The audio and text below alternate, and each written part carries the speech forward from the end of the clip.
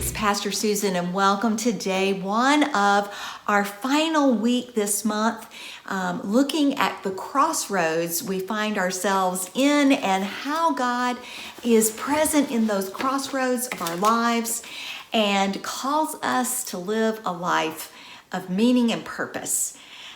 Today is the first day of the final week that I will be here before departing on a sabbatical.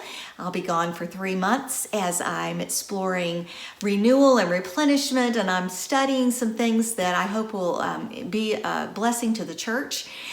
So I appreciate your prayers, but as we get ready for that, I want to talk about memory and remembrance as a way of giving us meaning and purpose in our lives, especially during these moments of crossroads.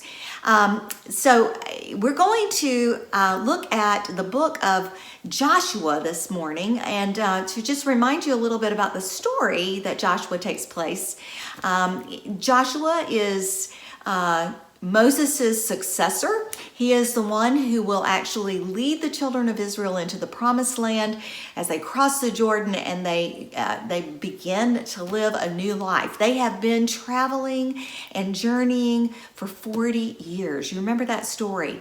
Moses leads the children of Israel out of slavery and they begin this journey to the promised land, and it takes a long time to get there. In the meantime, the people are being formed into not individuals and slaves, but as a people of God who have purpose and meaning for their lives. And as they are getting ready to embark on this last leg of their journey that will actually begin a whole new experience of what their life together looks like, there is a moment of crossing. And at that moment of crossing, this is what is happening. They're putting a memorial there of 12 stones. And this is what it says in our lesson today from Joshua chapter 4, verses 20 through 22. Listen to these words that tell us something about making a memory. Those 12 stones, which they had taken out of the Jordan, Joshua set up in Gilgal, saying to the Israelites, "When your children ask their parents in time to come, 'What do these stones mean?' then you shall let your children know, Israel crossed over the Jordan here on dry ground." Again, this is a moment, is a milestone, right, in their life together. And so these memorials, these opportunities to set up things that will remind us of a special moment or a milestone in life is really important. And I'm just looking at my wall right now because, let me see if I can pull this off and show it to you.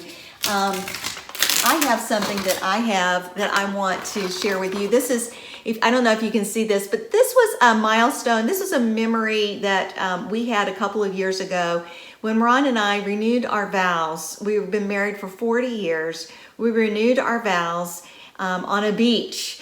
And it was a blessing. But you'll see, maybe you can see a little picture of our wedding day and then on the 40th anniversary. And the words that are written here are actually Ron's renewal of vows to me, to tell about our story and to give it meaning. And so I'll never not have this. This is something that I will always remember and cherish. But perhaps you have things in your life that you can remember too and cherish as part of your story. Perhaps it's when you were baptized. Perhaps it's when you got married. Perhaps it's when your first child was born. Perhaps it's at some other time when you graduated, as Pastor Diana did a little while, about a month ago. These are milestones in our lives that we cherish and we always want to remember because they are part of making us who we are.